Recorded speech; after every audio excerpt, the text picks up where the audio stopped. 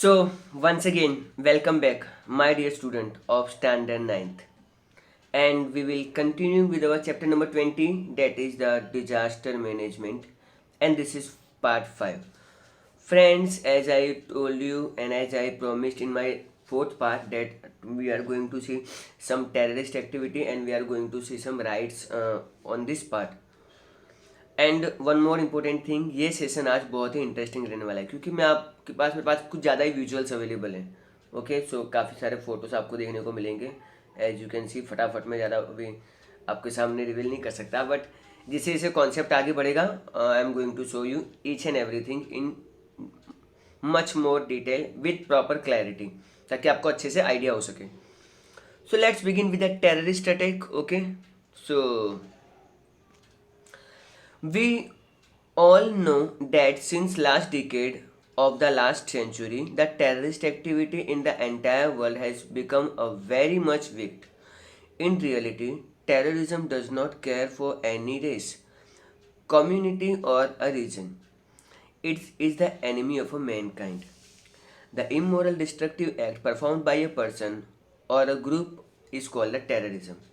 Inhuman act like a destruction of property, creating an atmosphere of fear, thereby drawing attention toward their demand, genocide, abduction, etc. are terrorist weapons. Nowadays, terrorism has spread in many countries of the world. In recent time, no country is safe from terrorism. Friends, यहाँ पर ये लोग कह रहे हैं कि ये 20th century के एंड वाले पार्ट में ये टेररिस्ट एक्टिविटी शुरू हुई थी. टेररिस्ट एक्टिविटी एक तरह से लोगों को डराने के लिए की जाती है. एंड टेररिज्म जो होता है वो चाहते हैं कि लोग उनसे डरें, वो अपनी जो इमोरल डिमांड्स हैं वो गवर्नमेंट से मनवा सकें. टेररिस्ट कोई एक इंसान भी हो सकता है, कोई पर्टिकुलर ग्रुप भी हो सकता है, या कोई बहुत बड़ी ऑर्गेनाइजेशन भी हो सकती है. इनका काम करना है बस लोगों को मारना. फॉर एग्जांपल, जेनोसाइड होता है, मतलब एक आप मास किलिंग करते हो किसी पर्टिकुलर कम्युनिटी को टारगेट करके, या कोई पर्टिकुलर रीजन, या कोई प्रॉपरली कोई पर्टिकुलर लैंग्वेज बोलने वाले लोगों को. ओके, जैसे जूइस की जेनोसाइड किया था हिटलर ने. Okay, and there are some terrorist organisation which genocide the Kashmiri Pandit. Okay, इसकी वजह से बहुत सारे कश्मीरी पंडित्स को माइग्रेट करके इंडिया के अलग अलग पार्ट्स में आना पड़ा था.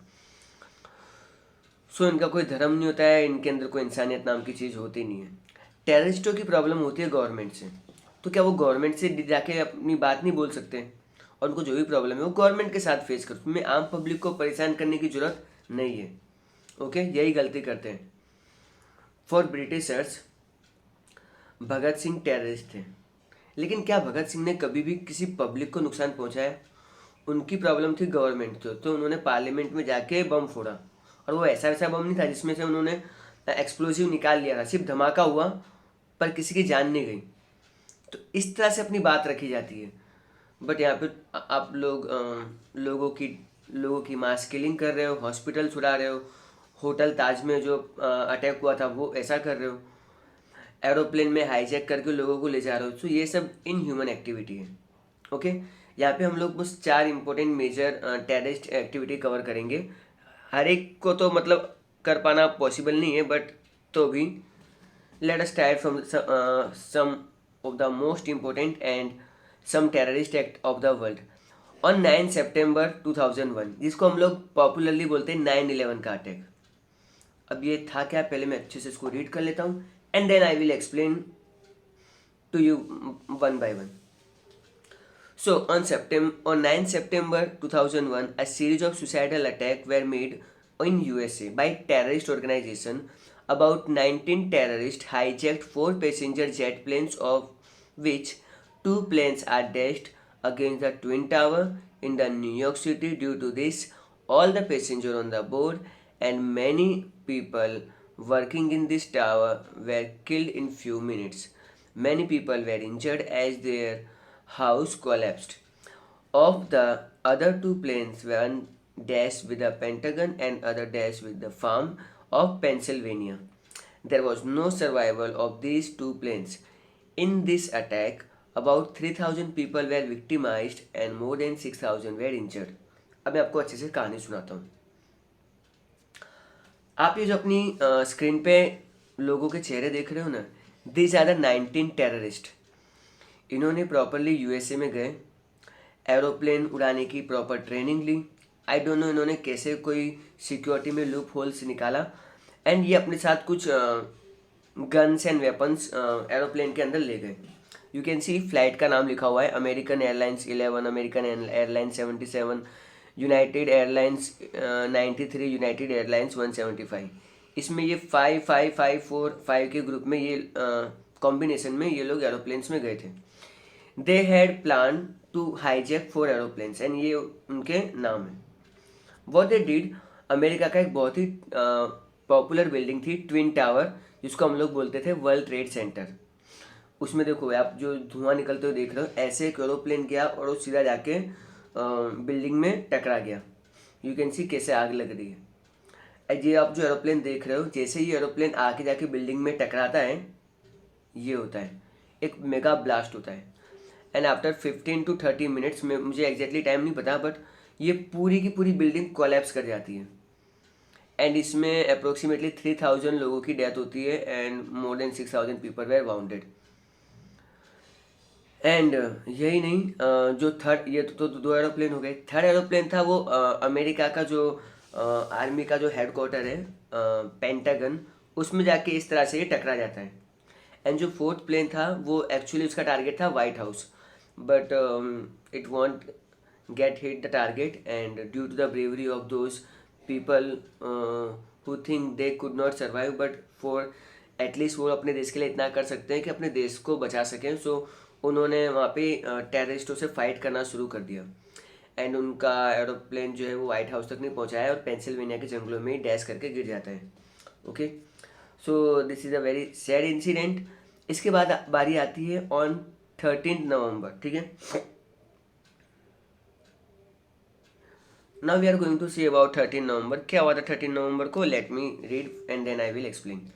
देखो, 13 नवंबर 2001, 5 terrorists from one terrorist organization attacked the Indian Parliament building and took a complex under its ban by burning without any restraint. Indian Army soldiers take their lives and define the plan of the nation enemies and dissolve the parliament, which is like a holy temple of democracy. About 8 security guards and become mightier and 16 were wounded. देखिए 13 दिसंबर की बात है। टेररिस्टों का plan बहुत simple था। They know कि India के अंदर वीआईपी कल्चर चलता है।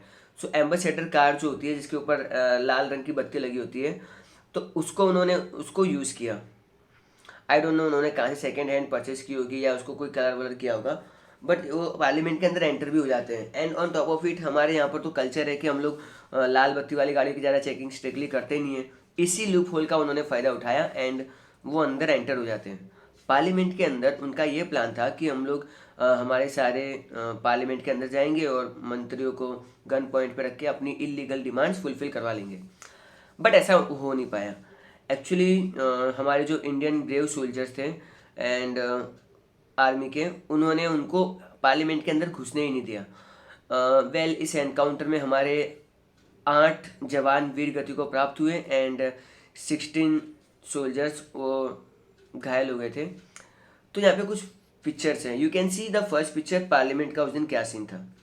You can see in the corner एक टेररिस्ट जो भाग रहे हैं, ओके, एंड हमारे सोल्जर्स उन्होंने फटाफट अपनी पोजीशंस ली और सिचुएशन को कंट्रोल में किया। मीनवाइल हम जितने भी हो सके हम लोगों ने अपने सारे पॉलिटिशियन को सेफ रखा, एटलीस्ट किसी भी पॉलिटिशियंस को मरने नहीं दिया। एंड हमारे पॉलिटिशियंस को इस बात को समझना चाहिए और सिंसियरली देश के लिए काम करना चाहिए। Okay, so hats off to those soldier. And हर साल 13 दिसंबर को हमारे कोई भी प्राइम मिनिस्टर होते हैं, कोई भी, वो सारे के सारे पार्लियामेंट में जितने भी शहीद हुए थे उन सबको फूल चढ़ाए जाते हैं एंड हम लोग उनको याद करते हैं। इसके अलावा on the night of 26 November 2008, a series of bomb blasts and a firing took place near the well-known hotel and some important place in Mumbai. At a regular interval, about 137 persons were injured, and in some well-known hotels the terrorist kept many people under custody. The central government sent 200 NSG National Security Guard commandos, 50 military commandos and 5 battalion of to control the situation. After 2 days of struggle, all the terrorists equipped with a modern armament were killed. So ये भी एक well known hotel कह रहे हैं, ताज hotel उसका नाम है, ठीक है. I can show you the picture. See, this is a Taj hotel जो बिल्कुल इंडिया गेट के सामने है. इंडिया गेट है, Gateway of India, I am confuse. Okay, so ये वहाँ पे ब्लास्ट हुआ था. सो एंड बाद में हमारी आर्मी ने आके इसको सिचुएशन को कंट्रोल किया. सो इस तरह से हो रहा था. And one more incident you will find what bottom. In December 2014, about 141, including 132 innocent students, were killed in the terrorist attack on an army school located in the cantonment area of Peshawar in Pakistan. Even Pakistan में भी school में terrorist attack होता है. बोलो, अब ये terrorist लोगों क्या इतनी भी उनके अंदर इंसानियत नहीं है क्या? वो आप छोटे बच्चों को मार रहे हो. दे किल्ड 132 इनोसेंट स्टूडेंट जिन्होंने उनका कुछ बिगाड़ा भी नहीं था, इंक्लूडिंग 141 पर्सन. तो आई थिंक कुछ स्टाफ्स के या टीचर्स ही होंगे of course. I can share you one picture. मैं ज़्यादा डिटेल वाली पिक्चर शेयर नहीं कर सकता. यू कैन सी, ये एक स्कूल है एंड यहाँ पे ब्लड ही ब्लड फैला हुआ है. सो ये होते हैं टेररिस्ट जिनका इंसानियत से कोई लेना देना नहीं होता है. Okay, so what to do and what not to do. हमको अब अगर इन चीज़ों को कंट्रोल करना है तो हमको क्या करना चाहिए एंड हम लोग को कौन सी एक्टिविटी नहीं करनी चाहिए. So let me go through the first point. Inform the police about the doubtful behaviour of any person. अगर आपको किसी इंसान पे शक होता है कि उसकी हरकतें जो है वो नॉर्मल इंसान जैसी तो बिल्कुल नहीं है, एंड आपको उसके अंदर कुछ ऐसा फीलिंग आता है कि टेररिस्ट हो सकता है, प्रोबेबल टेररिस्ट भी हो सकता है, देन इन्फॉर्म योर अथॉरिटी. शर्माइए मत, क्योंकि देश का सवाल है. Okay, point number 2.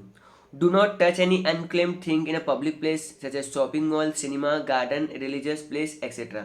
आपको अगर कोई बैग दिखता है तो at least inform the authority and उसको ऐसे ही टच मत कीजिए. इट माइट बी पॉसिबल उसके अंदर बॉम्ब ब्लास्ट भी हो सकता है. ओके, 10,000 में से 9,999 टाइम्स उसमें कुछ नहीं होगा, वो सेफ ही होगा. कोई इंसान अपना बैग गलती से भूल गया होगा, लेकिन ऐसे ही इन्हीं चीज़ों का फ़ायदा टेररिस्ट लोग उठाते हैं.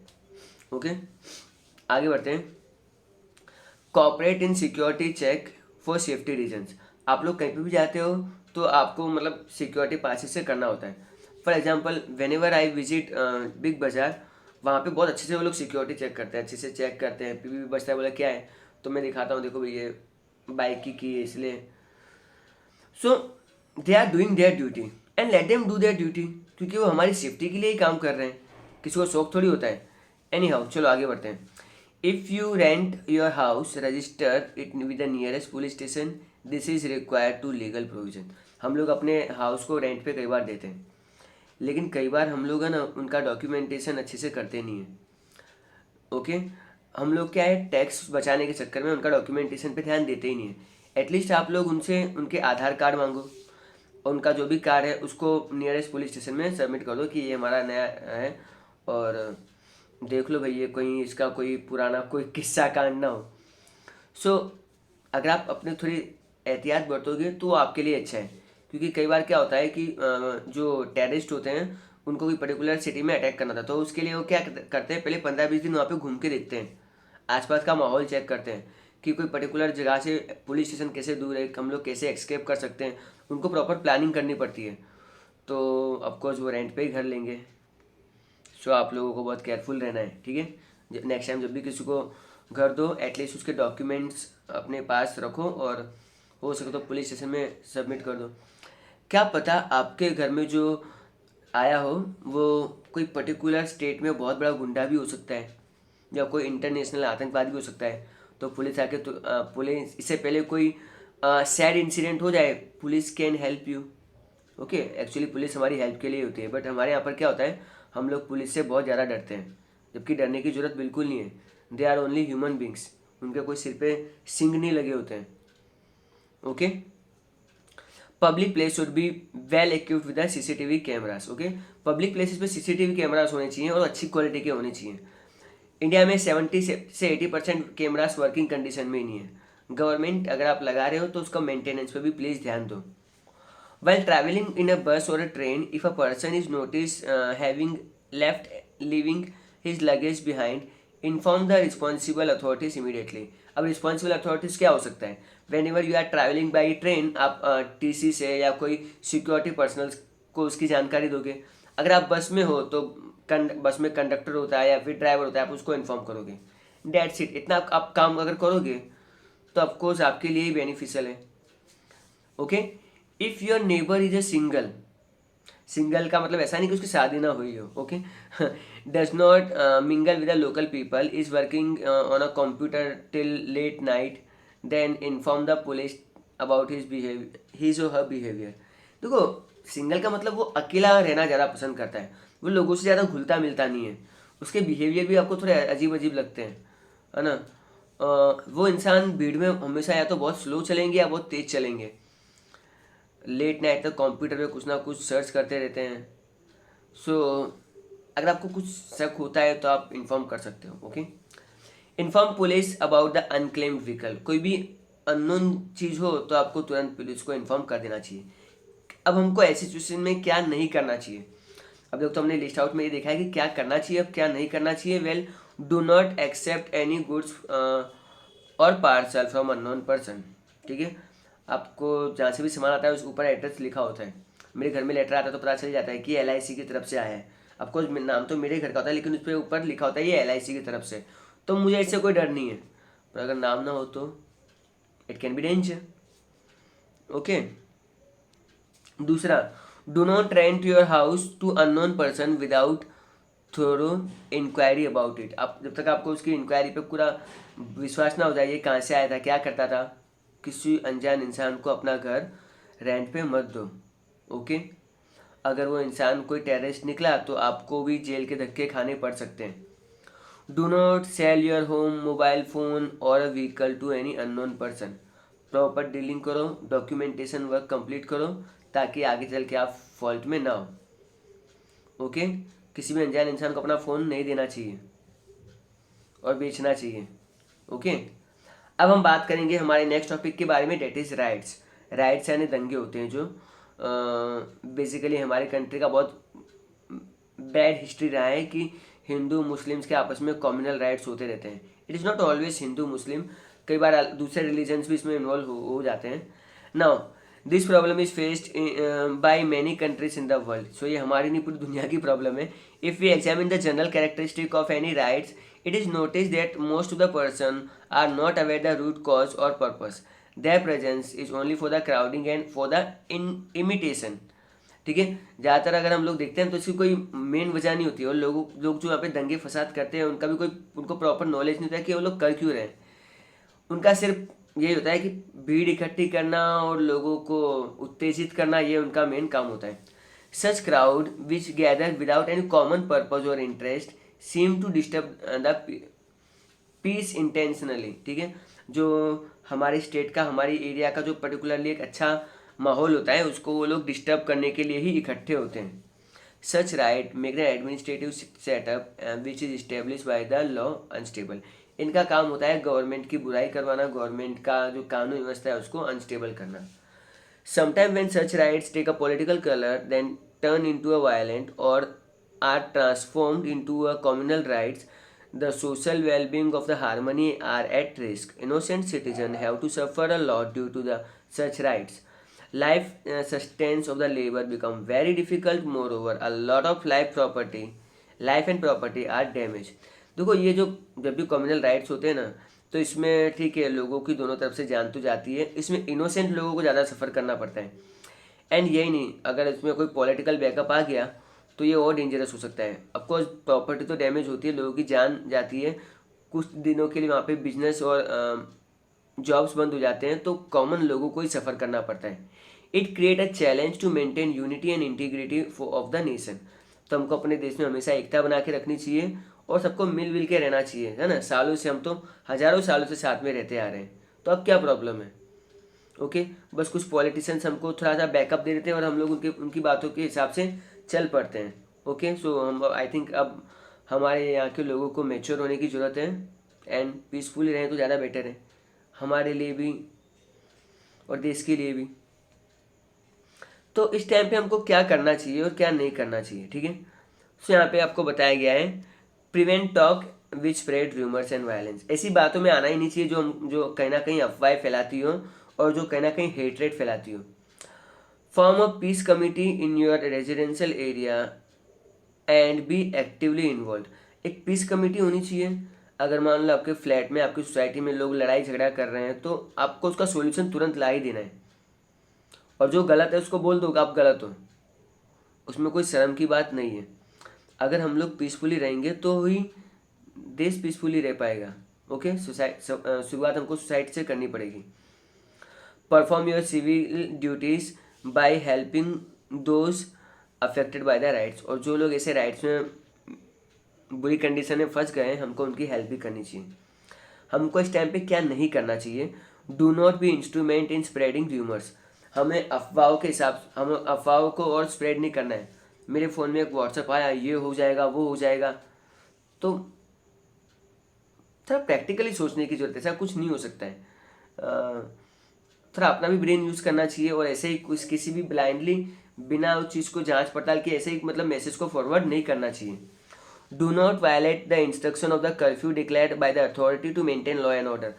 फिर इन कंडीशन में क्या होता है कि फिर पुलिस फोर्स या फिर मिलिट्री आती है जो कर्फ्यू लगा देती है ताकि कोई घर से बाहर ना निकले और कोई दंगा वाला जो कंडीशन है वो कंट्रोल में आ जाए।